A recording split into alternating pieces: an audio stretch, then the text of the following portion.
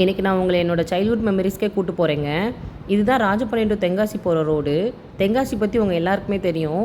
தென்னகத்தோட காசின்னு சொல்லுவாங்க. அது மட்டும் இல்லாமல் அங்கே இருக்க காசி விஸ்வநாதர் கோயில், அப்புறம் குற்றாலம், அதெல்லாம் வேர்ல்டு ஃபேமஸ்னே சொல்லலாம். ஆனால் அதை தாண்டி எனக்கும் தென்காசிக்கும் ஒரு உறவு இருக்குதுங்க.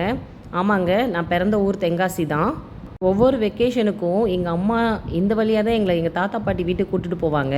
ஜன்னல் ஓரம் உட்காந்துக்கிட்டு எப்போ தென்காசி வரும் எப்போ தென்காசி வரும் கேட்டுகிட்டே வருவோம். அதுக்காகவே எங்கள் அம்மா ஒவ்வொரு ஊருக்கும் ஒவ்வொரு கதை சொல்லுவாங்க. எனக்கு இன்னுமே அந்த கதையும் இந்த இடமும் ரொம்பவே நல்லா ஞாபகம் இருக்குது.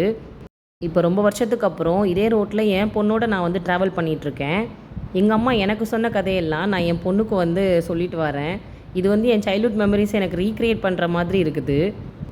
ராஜபாளையம் டு தென்காசி ஒரு 70 கிலோமீட்டர்ஸ் இருக்குங்க. ஆனால் இந்த ரோடோட அழகே ரொம்ப தனிதாங்க. ஒரு சைடு வெஸ்டர்ன் காட்ஸும் இன்னொரு சைடு வயலும் தென்னை மரமும் எல்லாமே பார்க்கலாம். இயற்கையோட மொத்த அழகும் சேர்ந்த ஒரு இடம் மாதிரி இருக்குங்க இது.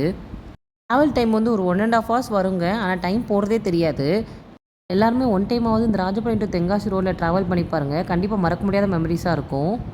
நம்ம சேனலில் தென்காசி டிஸ்ட்ரிக்ட் பற்றி நிறைய வீடியோ பார்க்கலாம். So stay connected. நெக்ஸ்ட் வீடியோவில் மீட் பண்ணுற வரைக்கும் வரட்டா.